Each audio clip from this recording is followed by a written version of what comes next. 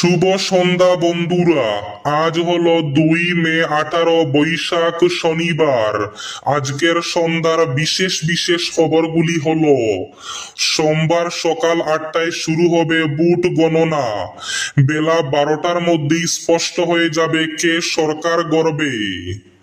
শ্রীভূমি তথা করিমগঞ্জে বুট গণনা ঘিরে প্রশাসনের কড়া প্রস্তুতি। বুট গণনা উপলক্ষে শ্রীভূমি শহরে গাড়ি চলাচলে কিছু নিষেধাজ্ঞা জারি। কোন কোন রাস্তা দিয়ে গাড়ি চলাচল করতে পারবে বিস্তারিত থাকবে প্রতিবেদনে। রাস্তাঘাটে অন্যের জমিতে নামাজ পড়া মৌলিক অধিকার নয়, নতুন নির্দেশিকা জারি হাইকোর্টের। আজ হঠাৎ কেঁপে উঠল ফোন, সাইরেন বাজলো মোবাইলে। লক্ষ লক্ষ মানুষের ফোনে হঠাৎ জরুরি অ্যালার্ট। সমীক্ষায় এগিয়ে কৃষ্ণেন্দু পাল, তবে 30,000 ভোটে জয়ের দাবি কার্তিক শিবিরের। পাতারকান্দিতে এক্সিট পোল বনাম বাস্তব লড়াই। হাইলাকান্দির কালাসরা বাজারে জনতার হাতে আটক এক ছিনতাইবাজ। যারা অনুত্তীর্ণ বা তৃতীয় বিভাগে উত্তীর্ণ তাদের তথ্য গোপন রাখা হয়েছে। মিথ্যা ফলাফল দেখানোর অভিযোগ হাইলাকান্দির একাংশ বেসরকারি স্কুলের বিরুদ্ধে। বিস্তারিত থাকবে প্রতিবেদনে। বর্ষার আগেই জলমগ্ন নিউ শিলচর, নর্দমার জলে ভাসছে অলিগলি, ক্ষুব্ধ স্থানীয়রা। শ্রীভূমি তথা করিমগঞ্জ শহরের টাউন ঈদগাহ রাস্তার অবস্থা খুবই ভয়াবহ। তীব্র ক্ষোভ স্থানীয়দের। এআই দিয়ে আধার কার্ড হ্যাক, ডিপ ফেক ব্যবহার করে ওটিপি ছাড়াই ব্যাংক ঋণ প্রতারণা। বুট গণনায় 2 ধরনের কর্মী নিয়োগ হবে। ইলেকশন কমিশনের আশ্বাসে মামলা নিষ্পত্তি সুপ্রিম কোর্টে। তাহলে বিস্তারিত খবরে যাওয়ার আগে অবশ্যই ভিডিওটিতে একটি লাইক করে চ্যানেলটি সাবস্ক্রাইব করে পাশের বেল আইকনটি বাজিয়ে রাখবেন এবং ফেসবুক পেজটি ফলো করে ভিডিওটি অবশ্যই শেয়ার করবেন, যাতে সঠিক তথ্যগুলো সবার কাছে পৌঁছাতে পারে।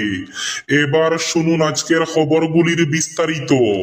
প্রথম খবর, সোমবার সকাল 8টায় গণনা শুরু হবে। বেলা 12টার মধ্যেই স্পষ্ট হবে সব চিত্র। শ্রীভূমি তথা করিমগঞ্জ জেলায় বুট গণনা ঘিরে প্রশাসনের কড়া প্রস্তুতি। শ্রীভূমি জেলার 4টি বিধানসভা আসনের বুট গণনা আগামী 4 মে শ্রীভূমি শহরের করিমগঞ্জ কলেজে অনুষ্ঠিত হবে।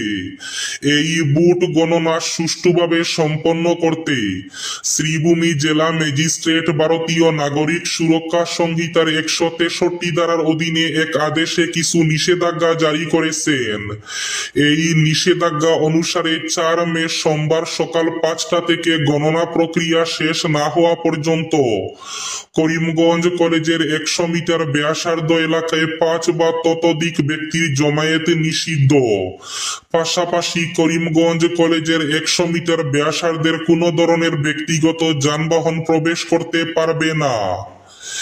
এছাড়া 4 মে সকাল 5টা থেকে গণনা প্রক্রিয়া শেষ না হওয়া পর্যন্ত এই আদেশ বলবৎ থাকবে। সেই সঙ্গে লাউড স্পিকার ব্যবহারেও নিষেধাজ্ঞা জারি করা হয়েছে। আদেশে করিমগঞ্জ কলেজ থেকে 100 মিটার পর্যন্ত কোনো লাউড স্পিকার বাজানো এবং বাজি ফটকা ফাটানো নিষিদ্ধ করা হয়েছে।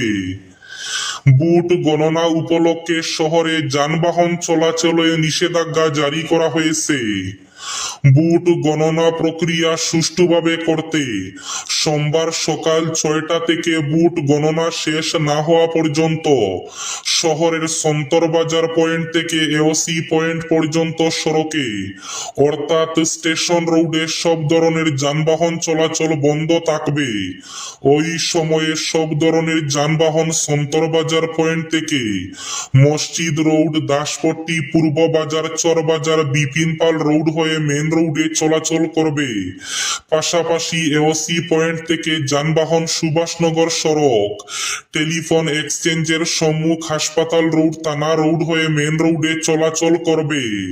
রাস্তাঘাটে অন্যের জমিতে নামাজ পড়া মৌলিক অধিকার নয়, নতুন নির্দেশিকা জারি হাইকোর্টের। পাবলিক ল্যান্ড ব্যবহার করে নামাজ পড়া বা বড় আকারের ধর্মীয় জমায়েত করা কোনো মৌলিক অধিকার নয় বলে গুরুত্বপূর্ণ পর্যবেক্ষণ জানালো এলাহাবাদ হাইকোর্ট। আদালত জানিয়েছে, সংবিধানে ধর্মীয় স্বাধীনতার অধিকার থাকলেও তা জনশৃঙ্খলা এবং অন্যদের অধিকারের অধীন। উত্তরপ্রদেশের সম্বল জেলার ইকোনা গ্রামের একটি জমিতে নামাজ পড়ার অনুমতি চেয়ে দায়ের হওয়া মামলার শুনানিতে এই মন্তব্য করে আদালত। হঠাৎ কেঁপে উঠল মোবাইল ফোন, সাইরেন বাজলো মোবাইলে, লক্ষ লক্ষ মানুষের ফোনে হঠাৎ জরুরি অ্যালার্ট। আজ শনিবার সকালে হঠাৎ দেশ জুড়ে লক্ষ লক্ষ মানুষের মোবাইল ফোনটি বেজে উঠল। আচমকা সতর্কবার্তা পেলেন তারা। ফোনের পর্দায় ভেসে উঠল এক্সট্রিমলি সিভিয়ার অ্যালার্ট বা অত্যন্ত জরুরি সতর্কবার্তা। এই বার্তা পেয়ে অনেকেই আতঙ্কিত হয়ে পড়েন।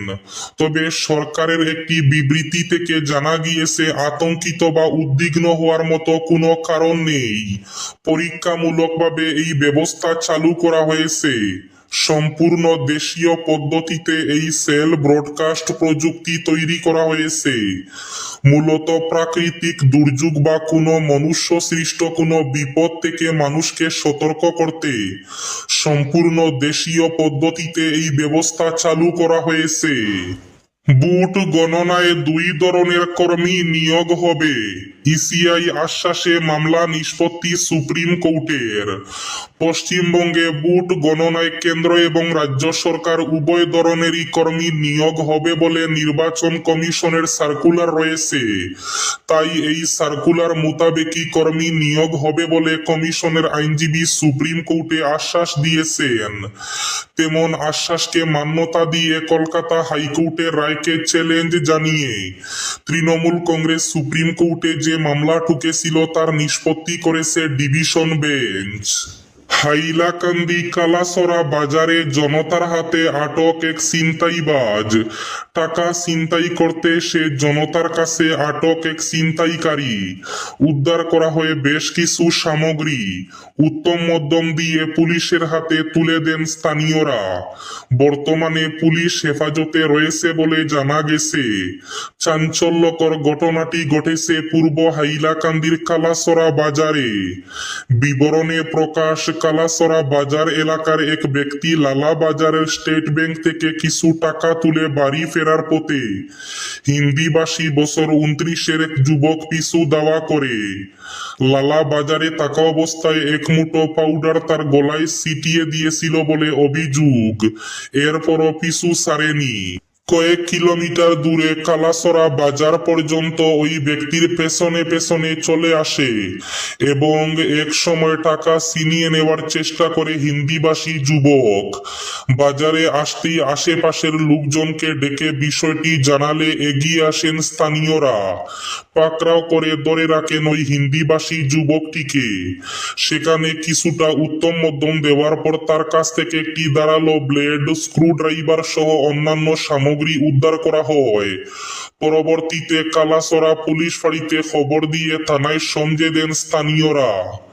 ছিনতাইকারীর আসল নাম ঠিকানা জানা না গেলেও স্থানীয়দের কাছে স্বীকার করেছে বিহার রাজ্যের বাসিন্দা এবং তার নাম রবীন্দ্র শাহ। কেবলমাত্র কৃতি ছাত্রছাত্রীদের সামনে এনে প্রচার, মিথ্যা ফলাফল দেখানোর অভিযোগ হাইলাকান্দির একাংশ বেসরকারি স্কুলের বিরুদ্ধে।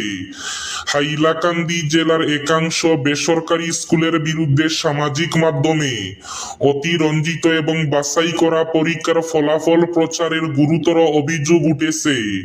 অভিযোগ, আলগাপুর, কাটলিসরা, লালা সহ বিভিন্ন এলাকার কয়েকটি প্রাইভেট স্কুল শুধুমাত্র প্রথম বিভাগ স্টার ও ডিস্টিংশন পাওয়া ছাত্রছাত্রীদের সামনে এনে আতশবাজি ফাটিয়ে এবং প্রচার চালিয়ে নিজেদের প্রতিষ্ঠানের প্রচার ও বাণিজ্য চাঙ্গা করার চেষ্টা করছে। স্থানীয় মহলের দাবি, এসব স্কুল প্রকৃত ফলাফল প্রকাশ না করে কেবলমাত্র কৃতী ছাত্রছাত্রীদের সামনে এনে প্রচার করছে।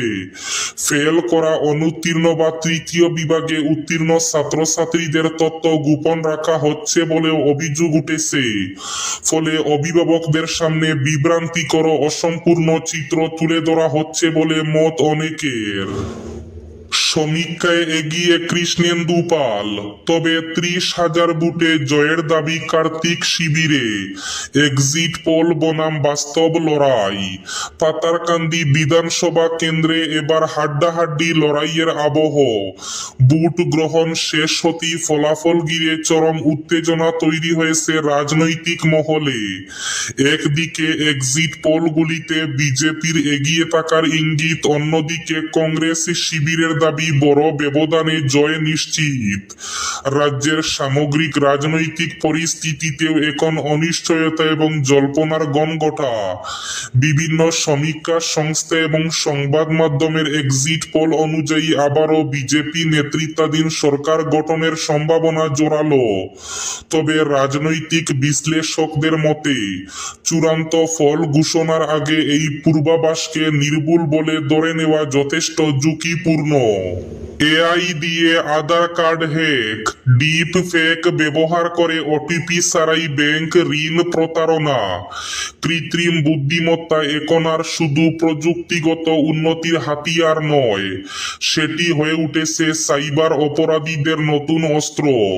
আহমেদাবাদে এমনই এক চাঞ্চল্যকর ঘটনা সামনে এসেছে।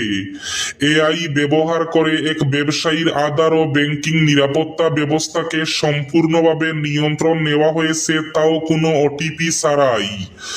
এক ব্যবসায়ীর অভিযোগ, তিনি লক্ষ্য করেন তার মোবাইলে ব্যাংকের ওটিপি আসা বন্ধ হয়ে গিয়েছে। সন্দেহ বাড়তেই তিনি সাইবার ক্রাইম পুলিশের দ্বারস্থ হন। তদন্তে জানা যায় তার আধারের সঙ্গে যুক্ত মোবাইল নম্বর অদল বদল করে নিয়েছে এক প্রতারক চক্র। ফলে সমস্ত ওটিপি চলে যাচ্ছে অপরাধীদের হাতে। এবার শেষ খবরটি। বর্ষার আগেই জলমগ্ন নিউ শিলচর, নর্দমার জলে ভাসছে অলিগলি। ক্ষুব্ধ স্থানীয়রা, বর্ষা শুরু হওয়ার আগেই নিউ শিলচর এলাকা জলমগ্ন। টানা বৃষ্টিতে লিংক রোড সংলগ্ন অধিকাংশ অলিগলি জলাবদ্ধ হয়ে পড়েছে, যার ফলে চরম দুর্ভোগে পড়েছেন স্থানীয় বাসিন্দারা। প্রতি বছর একই সমস্যার পুনরাবৃত্তি ঘটলেও শহর উন্নয়নের প্রতিশ্রুতি কার্যত কাগজে কলমেই সীমাবদ্ধ রয়েছে বলে অভিযোগ উঠেছে। এদিকে শ্রীভূমি তথা করিমগঞ্জ শহরে খারাপ রাস্তার অবস্থা, স্থানীয়দের তীব্র ক্ষোভ। শ্রীভূমি শহরের টাউন ঈদগাহ সংলগ্ন জাতীয় সড়ক NH-37 এর অবস্থা অত্যন্ত শোচনীয় হয়ে উঠেছে। রাস্তা জুড়ে বড় বড় গর্ত, অসমান পিচ এবং নিয়মিত রক্ষণাবেক্ষণের অভাবে সাধারণ মানুষ প্রতিদিন চরম দুর্ভোগের মুখে পড়ছেন। এই ছিল আজকের সন্ধ্যার বিশেষ খবরগুলি। ভিডিওটি অবশ্যই লাইক করে শেয়ার করে দেবেন।